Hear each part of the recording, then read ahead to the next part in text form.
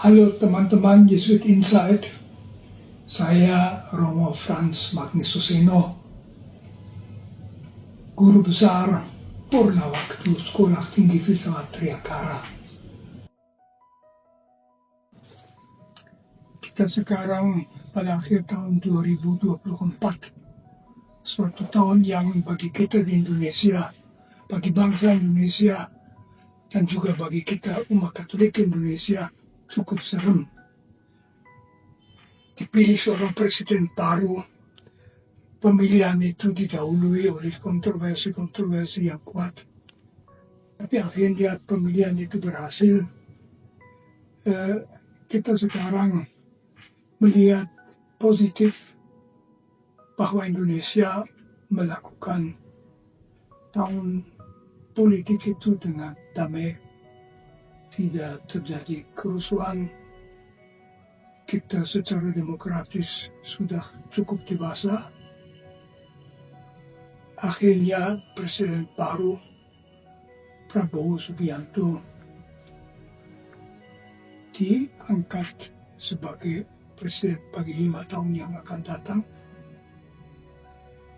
Kita akan memberikan dukungan, tentu selalu dukungan kritis, dengan harapan bahwa ia membawa Indonesia melalui macam-macam tantangan yang ada. Saya bersyukur kepada Tuhan juga bahwa semuanya berjalan begitu baik.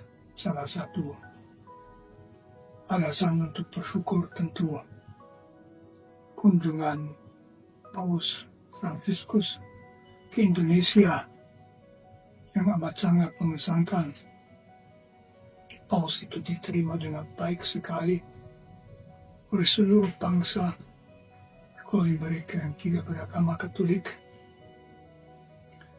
Pertemuan antara Paus dengan tokoh-tokoh agama Indonesia dalam Masjid Istiqlal mendapat respons internasional luar biasa. Dapat Paus diterima baik, akrab. Imam besar Istiqlal yang mencium 2 kali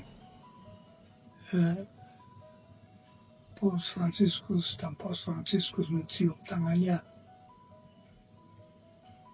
Saya sangat mengharapkan bahwa hubungan baik antara agama di Indonesia itu berjalan terus.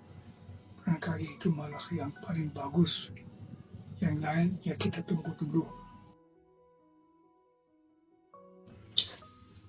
Di tahun 2025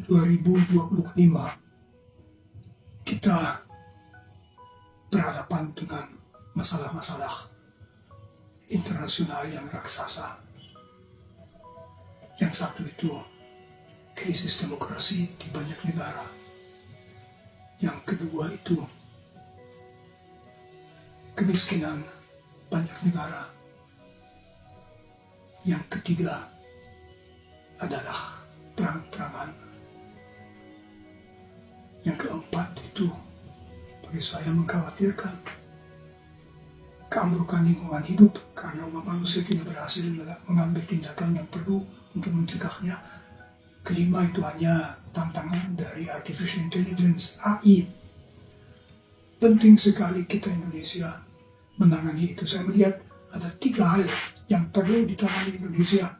Di situ juga akan saya ukur prestasi Presiden baru Prabowo Subianto. Yang pertama, saya optimis adalah bahwa terus memperkuat tekad untuk saling menerima dalam perbedaan. Khususnya dalam perbedaan agama.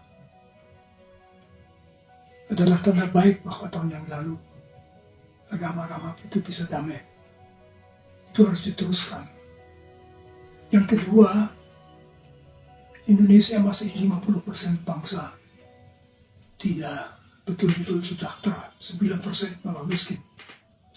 Kalau orang kecil, setengah bangsa, mendapat kesan bahwa Indonesia adalah milik mereka yang di atas, mereka di Jakarta, di mall-mall dan sebagainya, kita jangan heran kalau mereka akan mencari orientasi ideologis lain daripada Pancasila. Jadi keadilan sosial harus menjadi the real option Indonesia, option for the poor. Perpolitikan Indonesia harus memberi prioritas pada membuat sejahtera seluruh bangsa. Yang ketiga tentu saja adalah mengakhiri korupsi yang membusukkan Indonesia berbahaya. Kita orang Katolik harus ikut di dalamnya. Kita sendiri harus membuat diri diterima sebagai sahabat baik oleh rekan-rekan dari agama lain. Kita dipanggil untuk memancarkan kasih Tuhan. Berarti bahwa kita sendiri dan bangsa merasakan bahwa kehadiran kita adalah suatu berkat bagi semua. Saya berpendapat juga, dan di situ mungkin masih kita melakukan sesuatu. Gereja betul-betul harus menjadi gereja orang miskin. Gereja di mana orang miskin merasa menjadi anggota sepenuhnya, diperhatikan, dibantu, merasa aman. Tentu saja kita orang Katolik betul-betul tidak boleh terlibat dalam korupsi. Amat memalukan kalau orang Katolik itu korup. Itu saja yang saya harapkan bagi kita di tahun depan. Teman-teman, dari penuh hati saya ucapkan Selamat Natal, Selamat Tahun Baru. Di Natal itu, Allah sendiri join jadi manusia. Dan karena itu kita tahu bahwa kita ini akan selamat, tidak ditinggalkan. Maka selamat Natal. Dan semoga di tahun baru kita merasakan kita dalam berkat Tuhan. Semoga kita mengalami damai, keamanan, kebaikan, persahabatan dalam Tuhan. Amin.